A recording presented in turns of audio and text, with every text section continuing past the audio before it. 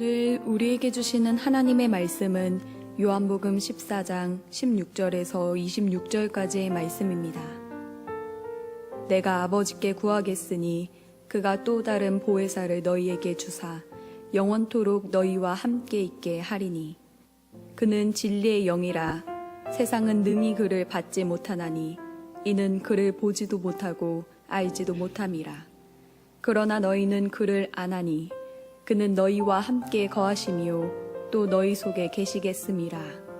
내가 너희를 고아와 같이 버려두지 아니하고 너희에게로 오리라. 조금 있으면 세상은 다시 나를 보지 못할 것이로되 너희는 나를 보리니 이는 내가 살아있고 너희도 살아있겠음이라.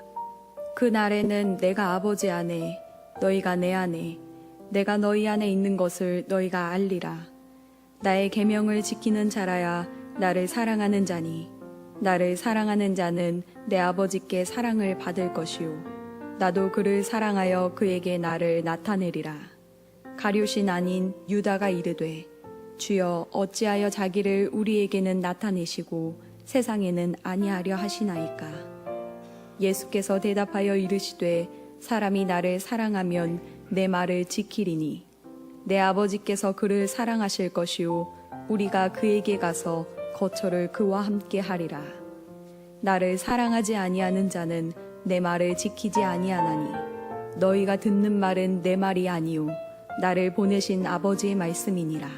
내가 아직 너희와 함께 있어서 이 말을 너희에게 하였거니와 보혜사 곧 아버지께서 내 이름으로 보내실 성령 그가 너희에게 모든 것을 가르치고 내가 너희에게 말한 모든 것을 생각나게 하리라.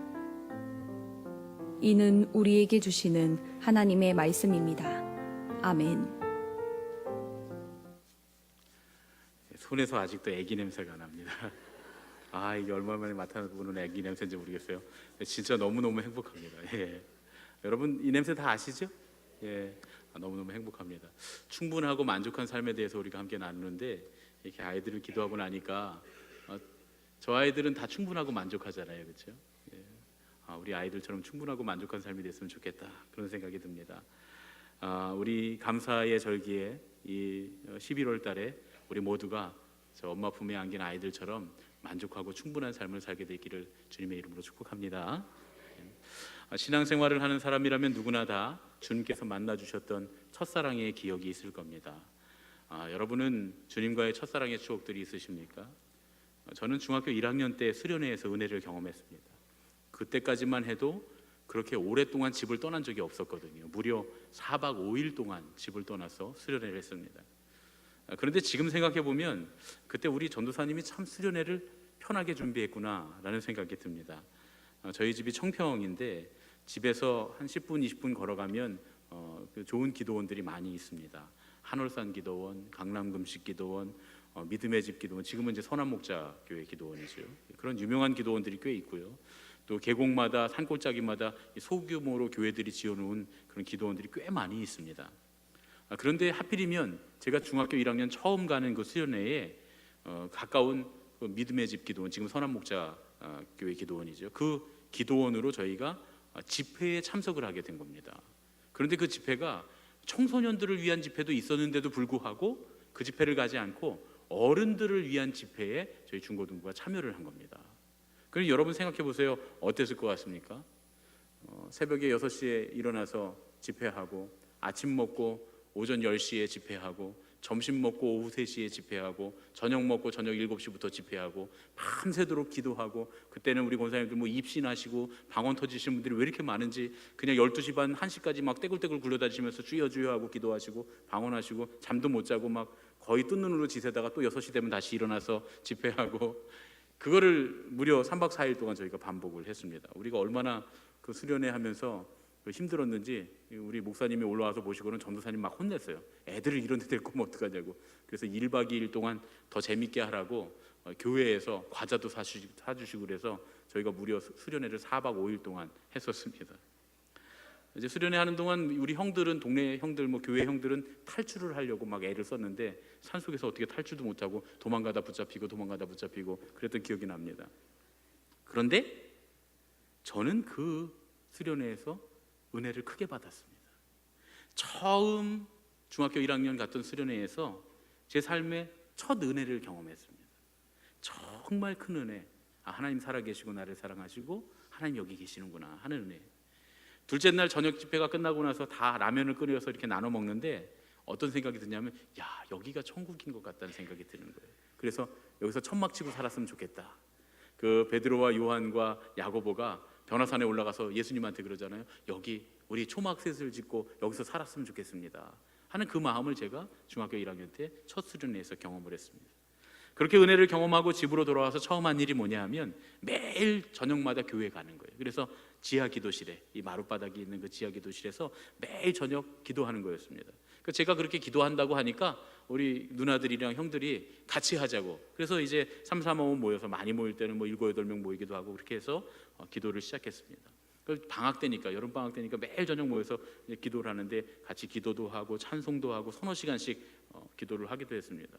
그러다 거기서 다 방언이 터지고 또 은사도 받고 저는 이제 거기서 기도하다가 환상도 보고 이런 체험도 하고 그랬습니다. 근데 문제가 생겼어요.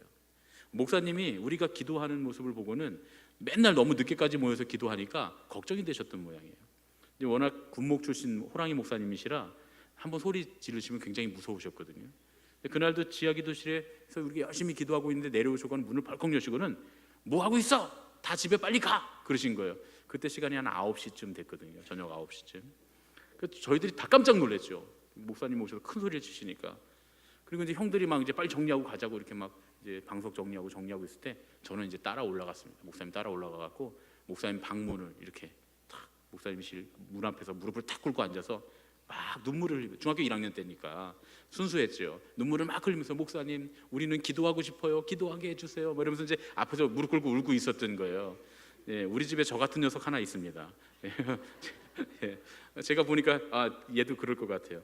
저도 이제 막 눈물을 흘리면서 기도하고 있는데 정리를 다 하고 우리 형 하나가 올라오더니 야 태훈아 뭐해? 목사님 들어가셨어. 그러는 거예요. 알고 보니까 문고리 이렇게 잡아보니까 문고리가 안 돌아가는 거예요. 옛날에는 그 문고리 이렇게 딱 누르면 안 돌아가잖아요. 밖에서 동그란 문고리. 돌려보니까 안 돌아갑니다. 문고리는 한번 돌려볼 걸. 목사님 가셨는데 듣지도 못하는데 기도하게 해달라고. 그래서 펑펑 울고 있었으니까요.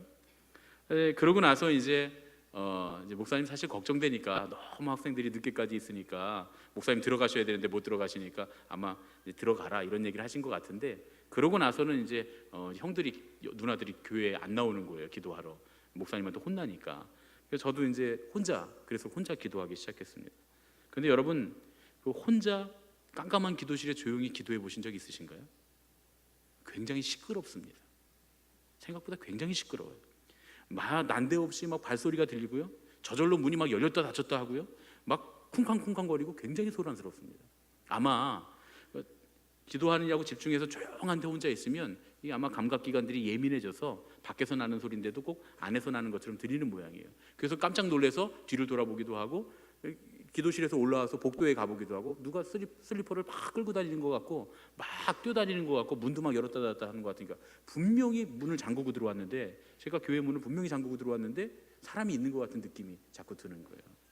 그래서 제가 이제 그렇게 처음 경험하는 거라 놀래서 이제 그 주에 우리 선생님한테 물어봤어요. 교회학교 선생님한테 내가 혼자 기도하니까 그런 일이 있다고, 되게 시끄럽다고 그랬더니 우리 선생님 뭐라 그랬냐면 기도할 때 귀신이 방해하는 거라고 그러는 거예요. 아니 기도할 때 귀신이, 중학교 1학년짜리 어린애가 기도한다는데 거기다가 귀신이 방해한다 그러면 어떡합니까? 무서워서 기도를 못하죠. 그런 얘기는 안 해도 괜찮은 얘기인데, 그렇죠? 갑자기 재미있는 얘기 하나 생각났습니다. 여러분 다 아실 만한 얘기인데 그런 얘기 있습니다.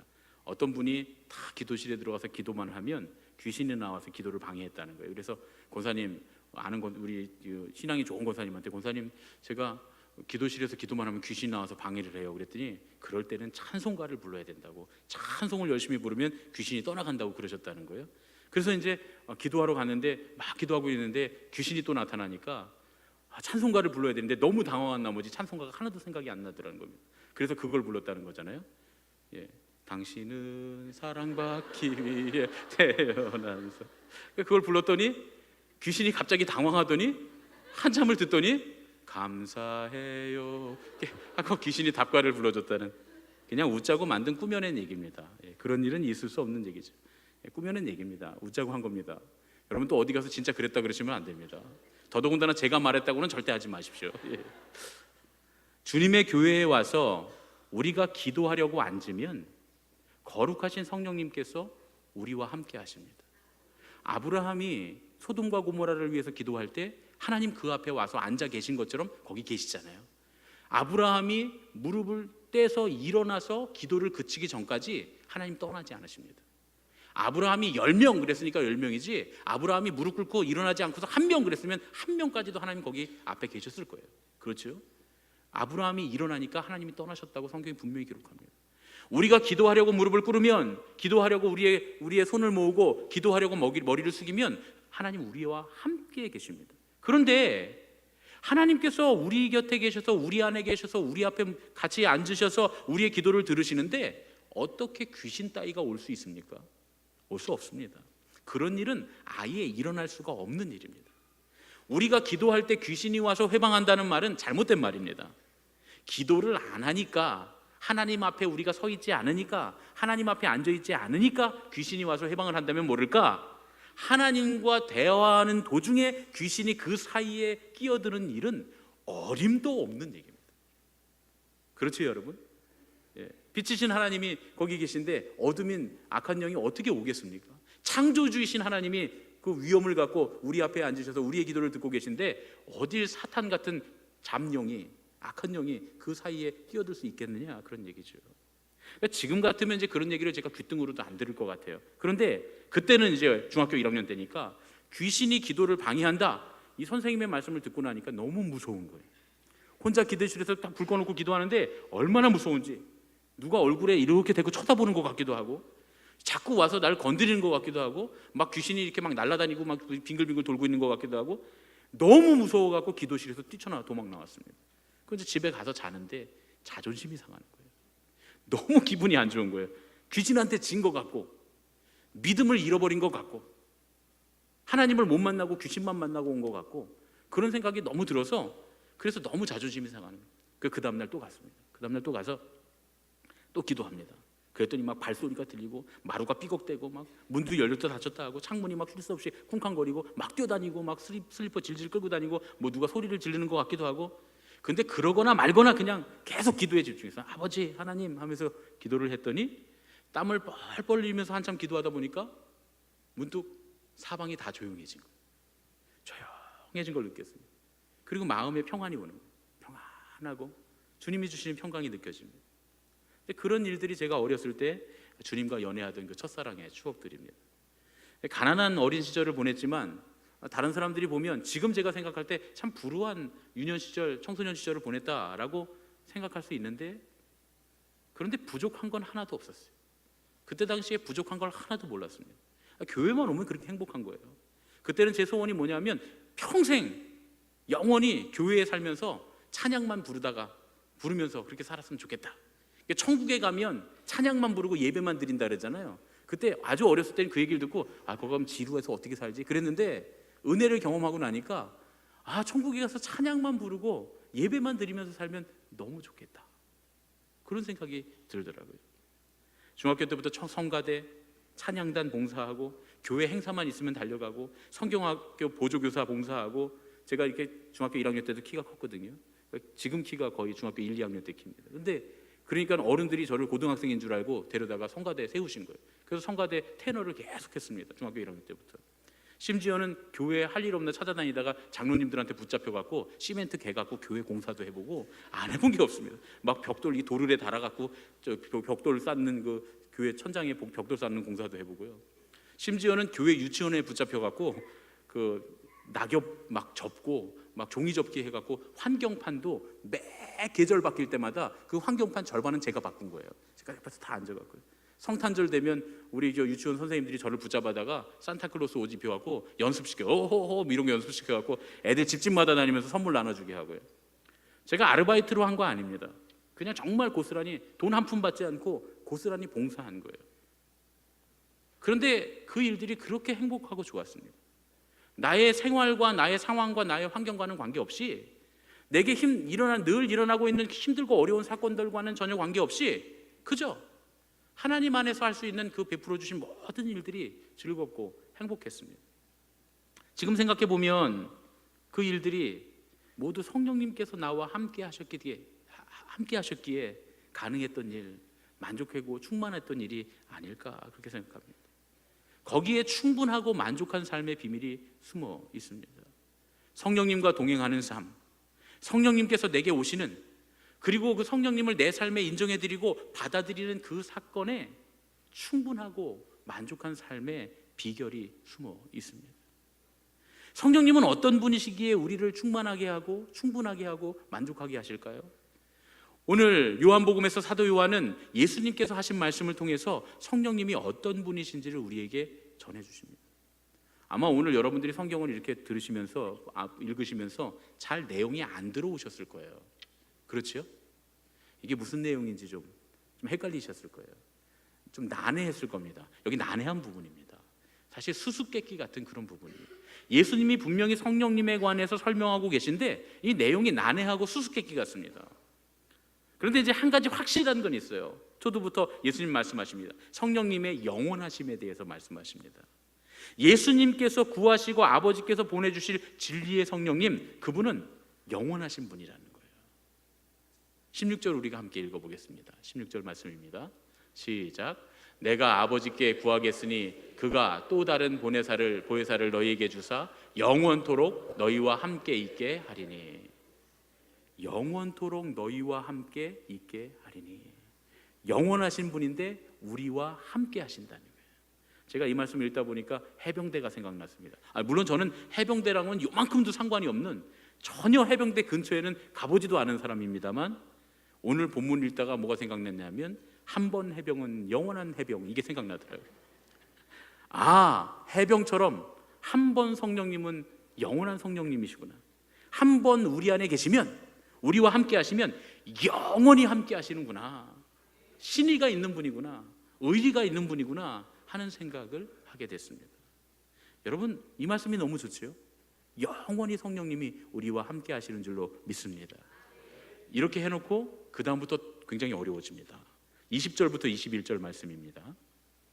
함께 읽겠습니다. 시작. 그날에는 내가 아버지 안에 너희가 내 안에 내가 너희 안에 있는 것을 너희가 알리라.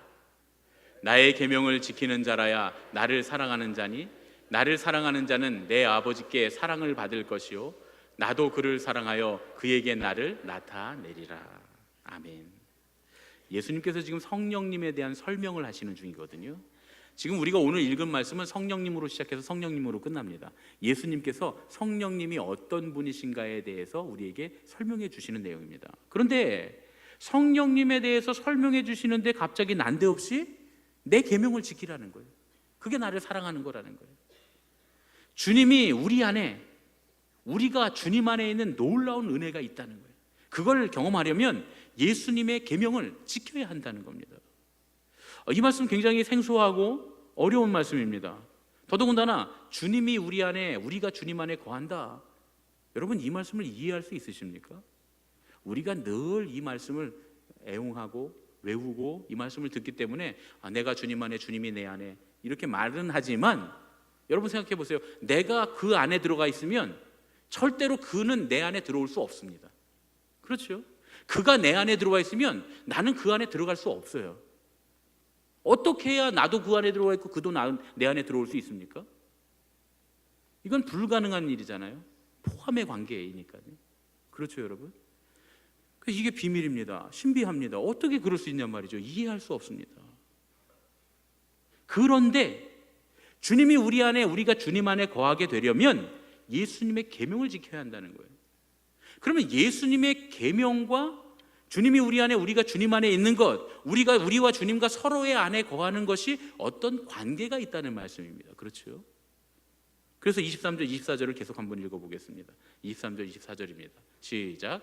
예수께서 대답하여 이르시되 사람이 나를 사랑하면 내 말을 지키리니 내 아버지께서 그를 사랑하실 것이요 우리가 그에게 가서 거처를 그와 함께 하리라.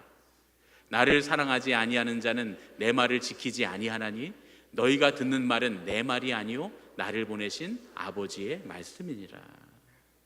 주님의 말씀은 곧 하나님 아버지의 말씀인데, 예수님을 통해서 하나님의 사랑을 받은 우리가 하나님을 사랑하는 방법은 우리에게 보내주신 예수님의 말씀대로 사는 것이라는 거예요.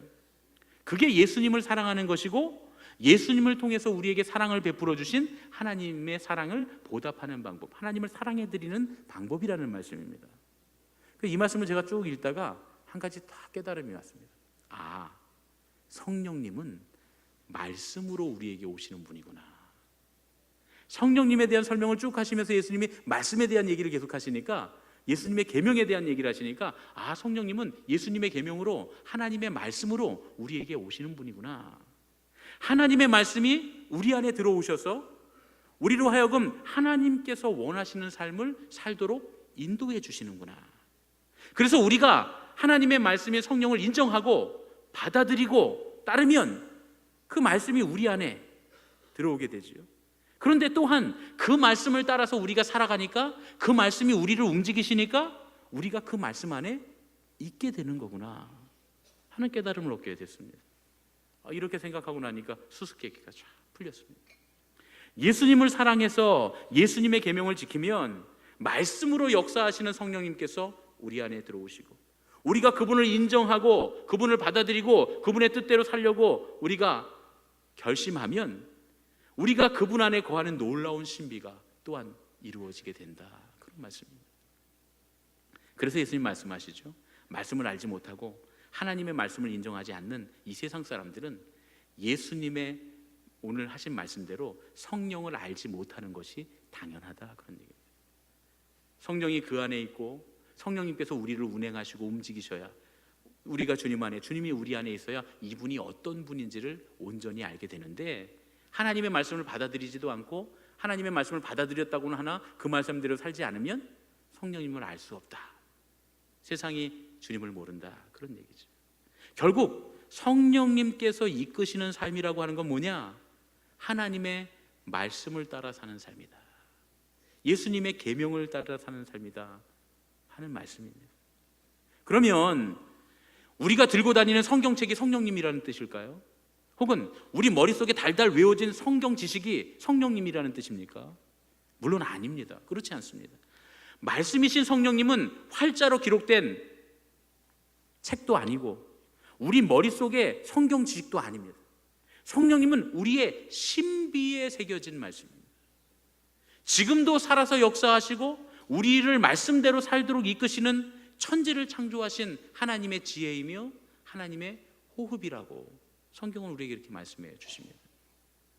성령이라고 하는 말은 이 히라보, 우리 신약 성경에서는 푸뉴마라고 하는 단어를 씁니다. 근데 이 푸뉴마라고 하는 단어는 구약 성경의 루아흐라고 하는 히브리어에서 온 단어입니다. 루아흐를 번역한 거죠. 이 원래의 뜻은 뭐냐면 숨결, 호흡, 바람, 여기서 기원합니다. 때로는 따뜻하고 부드러운 숨결에서부터 시작해서 천지를 뒤흔드는 태풍과 같은 광풍에 이르기까지 다 루아흐입니다. 성령이 우리 안에 들어오시면 따뜻하고 시원한 작은 바람으로도 역사하시지만 때로는 우리의 온 삶을 흔드는 광풍, 태풍으로도 역사하십니다. 성령이 우리 안에 들어오셔서 요동치실 수 있어요. 왜냐하면 성령님은 부드러운 바람에서부터, 숨결에서부터 광풍, 태풍에 이르는 그런 큰 바람도 되시니까요. 이게 도대체 무슨 얘기냐? 고대의 히브리 여인들은 아이를 낳을 때 이렇게 엎드려서 낳았다 그래요. 그래서 엎드려서 아이를 낳으면 그 아이가 어떻게 나옵니까? 저는 이제 그 분만실에 들어가 봐서 아는데요, 아이가 이렇게 나옵니다. 이렇게 얼굴을 이렇게 마주보게 돼요. 엎드려서 아기를 낳으면 아기가 이렇게 마주보고 엄마랑 얼굴을 딱 마주하고 딱 똑바로 눕게 됩니다. 그런데 이 아이를 가만히 보니까 코가 벌름벌름하면서 갑자기 코로 바람이 쑥 들어가고 으앙 하고 울음을 터뜨리면서 그 생명을 시작합니다. 나 이제 살아났습니다, 살아있습니다, 이걸 알리는 생명의 알림을 아이가 하죠. 그 모습을 보면서 고대 유대인들, 히브리 사람들, 이 이스라엘 사람들은 하나님께서 사람을 만드시고 그 코에 생기를 불어넣으셨구나, 이렇게 믿게 되었습니다. 하나님께서 불어넣으신 그 창조의 숨, 생명의 숨결을 코로 불어 넣으시는구나. 그러면 성령님은 누구냐? 하나님의 영이 바람처럼 우리 안에 코로 임하신다, 그런 얘기죠. 그래서 그 생명의 숨결, 하나님의 창조의 역사, 하나님의 창조의 영을 루아흐 이렇게 부르게 된 겁니다. 그러니까 성령님은 우리가 성경을 베고 누워서 잔다고 오시는 게 아니에요. 말씀을 달달 외운다고 얻어지는 게 아닙니다. 오직 하나님 아버지께서 당신의 영을, 그 생명의 그 숨결, 생명의 바람을 우리의 코에 불어 넣으셔야 하는 겁니다. 그러면 하나님께서는 언제 우리에게 하나님의 그 영혼 성령님을 불어 넣으십니까? 누가복음 11장 13절에 나와 있습니다. 함께 읽겠습니다. 누가복음 11장 13절 시작. 너희가 악할지라도 좋은 것을 자식에게 줄 알거든 하물며 너희 하늘 아버지께서 구하는 자에게 성령을 주시지 않겠느냐. 구하는 자에게 성령을 주시지 않겠느냐. 바로 우리가 구할 때 하나님께서 성령의 숨결을 우리에게 불어넣어 주시는 줄로 믿습니다. 예수님 말씀하십니다. 어떤 아버지가 떡을 달라고 하는 자녀에게 돌을 주고 생선을 달라고 하는 자녀에게 전갈을 주겠느냐. 사람도 자기 자식에게 좋은 걸 줄 알거든 하물며 하나님께서 구하는 이에게 성령을 주시지 않겠느냐. 오늘 성령께서 우리 안에 오시기를, 우리가 성령님이 오시는 것을 구하게 되기를 예수님의 이름으로 축복합니다. 우리에게 성령님이 함께 계시지 않는 이유가 뭘까요? 그건 우리가 성령님을 구하지 않기 때문입니다. 목사님, 성령님이 우리에게 오신 건 굉장히 어렵습니다. 아니요, 너무 간단하고 쉽습니다. 성령님이 우리에게 오시라고 우리가 맞아들이기만 하면 오신다는 거예요. 주님의 말씀이 우리 안에 온전히 임하면, 주님의 말씀대로 살기로 결심하고 성령님 오셔서 나를 주장해 주십시오. 그럼 성령님 오신다는 거예요. 근데 왜 우리에게 성령님이 안 옵니까? 제가 여러분 질문을 드리겠습니다.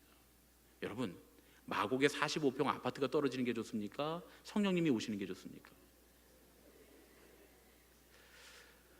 한 15억 정도 돈이 하늘에서 뚝 떨어지는 게 좋습니까? 성령님이 내게 떨어지시는 게 좋습니까? 15억이라고요? 고민해봐야 돼요. 왜냐하면 우리는 어쩌면 성령님을 원하지 않는지도 몰라요. 성령님이 우리에게 오시면 왠지 손해봐야 될 것 같아요. 양보해야 될 것 같아요. 그런 건 가지면 안 될 것 같아요. 왠지 45평 아파트에 떵떵거리면서 살면 안 될 것 같은 느낌적인 느낌이죠. 청년들 그런 얘기하죠. 느낌적인 느낌이 우리에게 들어요. 왠지 성령님이 우리에게 오시면 남들에게 나쁜 말도 하면 안 될 것 같고, 싫다는 얘기도 하면 안 될 것 같고, 그냥 죽어 살아야 될 것 같고, 종처럼 살아야 될 것 같아요. 왠지 성령님이 우리에게 오셔서 우리 삶을 이끄시면 저 아프리카 오지 같은 데 가서 왠지 순교해야 될 것 같은 그런 마음이 우리에게 듭니다. 물론 그럴 수도 있죠. 그러나 제가 단언컨대 여기 계신 여러분들하고 저한테는 그런 일이 안 일어날 겁니다. 물론 있을 수도 있죠. 저도 그럴 수 있고 여러분들 중에 누군가도 아프리카에 가서 순교하실 수도 있어요. 그러나 절대로 다수는 아니다, 그런 얘기입니다. 여러분 너무 걱정하지 마세요. 성령님이 오신 다음부터 걱정하십시오. 일단 성령님이 오셔서 내 삶을 주관하게 하시고 그 다음부터 결단해야 될 것들을 걱정하시면 됩니다. 미리 우리가 걱정하기 때문에 성령님 우리에게 오시지 말라고, 나 하나님의 말씀대로 살지 않겠다고, 하나님 따라 살지, 인도하심을 따라 살지 않겠다고 우리가 거부하고 있지는 않은가, 그래서는 안 되겠다, 그런 얘기죠.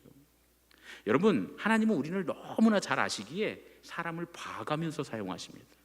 그러니까 너무 걱정하지 마세요. 제가 이런 얘기하니까 목사님 그런 얘기가 성경에 어디 있습니까? 성경에 있습니다. 요즘 우리가 묵상하고 있는 예레미야의 예언자, 요즘 온 교회가 지금 우리가 성경 묵상하고 있는데 예레미야서를 지금 묵상하고 있습니다. 어린아이들부터 어른들까지 다 큐티하고 있는데요. 그 예레미야 예언자도 대예언자입니다. 위대한 예언자란 뜻이죠. 이사야 예언자도 대예언자입니다. 이사야 예언자도 위대한 예언자입니다. 이 사람들은 위대한 예언자라 대예언자라고 합니다. 그런데 이사야 예언자와 예레미야 예언자의 다른 점이 뭡니까? 이사야는 순교했고 예레미야는 자연사했다는 거예요. 두 사람은 다릅니다.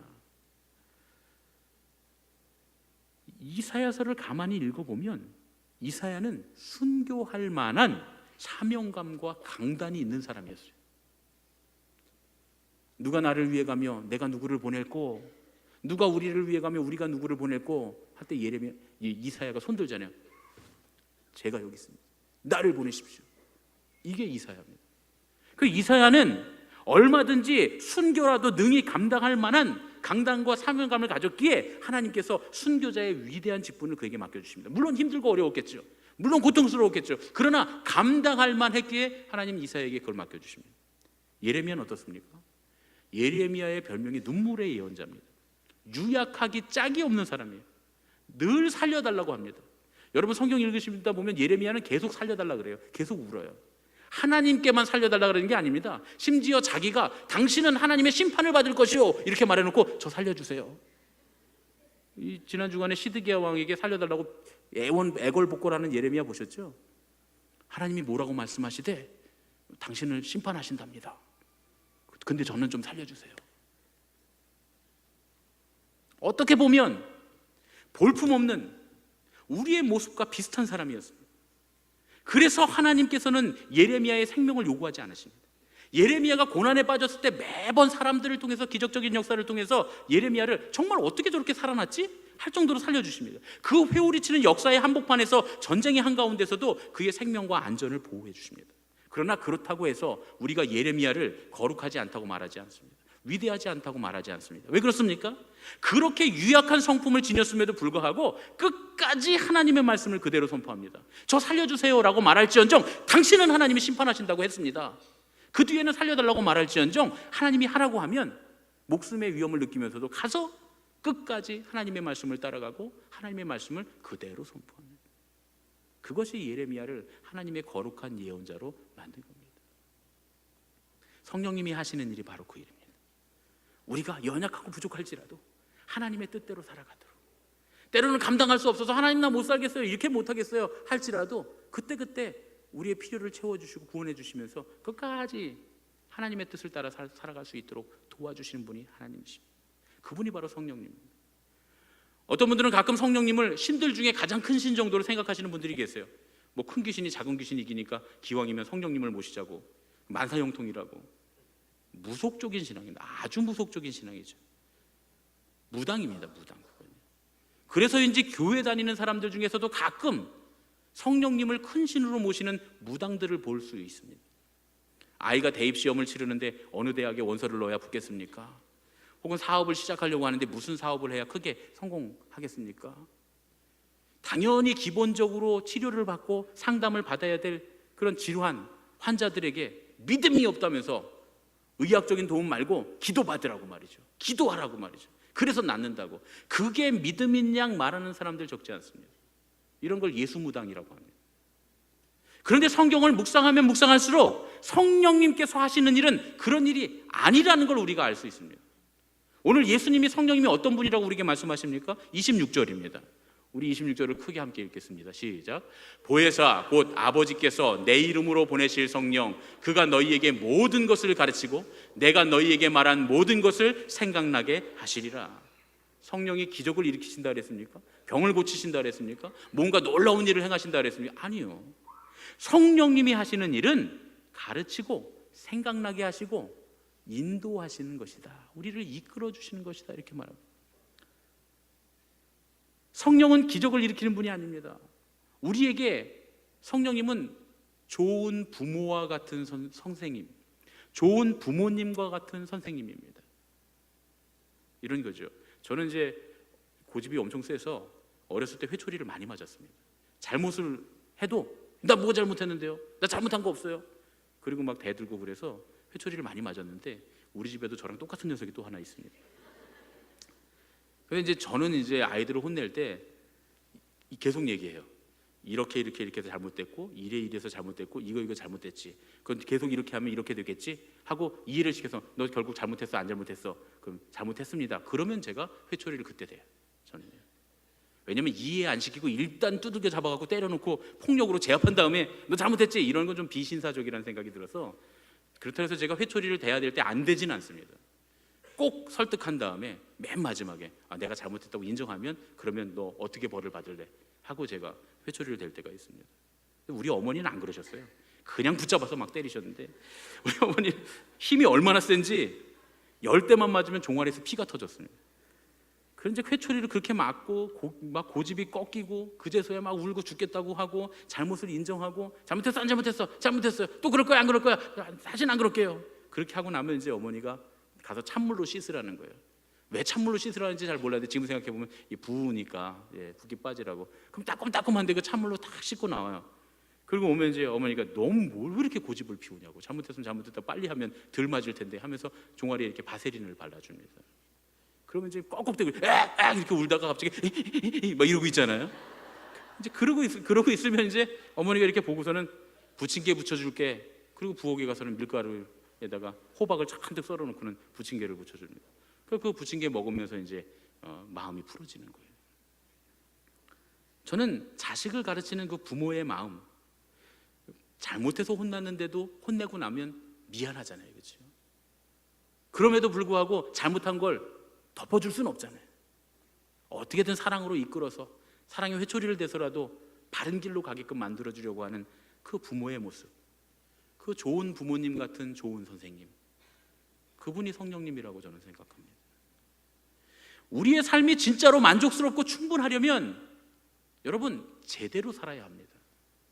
우리가 제대로 살아야 충분하고 만족합니다.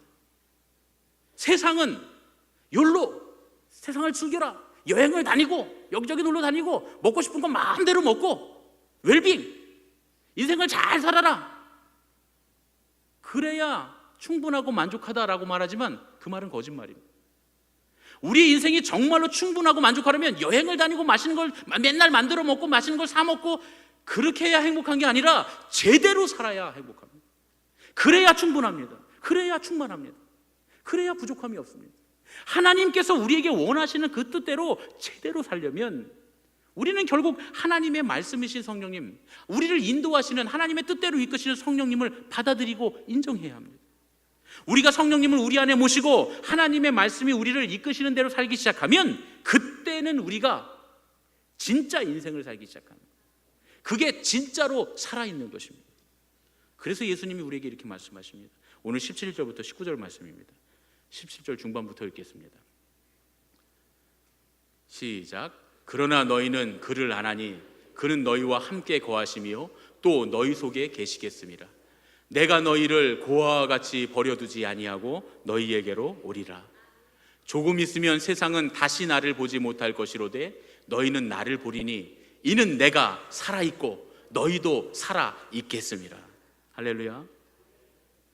세상은 욜로하고 웰빙하고 그리고 멋들어지게 살고 한 번 사는 인생 마음껏 살라고, 그래야 제대로 사는 인생이라고, 그래야 충만하다고, 그래야 만족스럽다고, 충분하다고 이야기하지만 예수는 그렇지 않다는 거예요. 우리가 성령님을 받아들이고 하나님의 말씀을 따라 살기 시작하면 우리에게 주신 이 말씀대로 성령님께서 그 욜로를 하고 웰빙을 하고 세상이 살라는 대로 살아봐야 점점 더 비참해지고 외롭고 고독해져만 가는 이 세상 가운데 우리를 고아와 같이 버려두지 않으시고 우리와 함께 우리 안에 계셔서 예수님을 바라보게 하시고 예수님께서 십자가를 넘어 부활로 승리하셔서 살아계신 것과 같이, 지금도 살아계신 것과 같이 우리도 살아있게 하실 줄로 믿습니다. 그게 진짜 사는 거예요. 그게 진짜 인생을 사는 것입니다. 우리 옆에 계신 분들과 이렇게 인사하겠습니다. 성령님의 인도를 따라 사세요. 할렐루야. 성령님의 인도를 따라 살아야 진짜 삶을 사는 겁니다.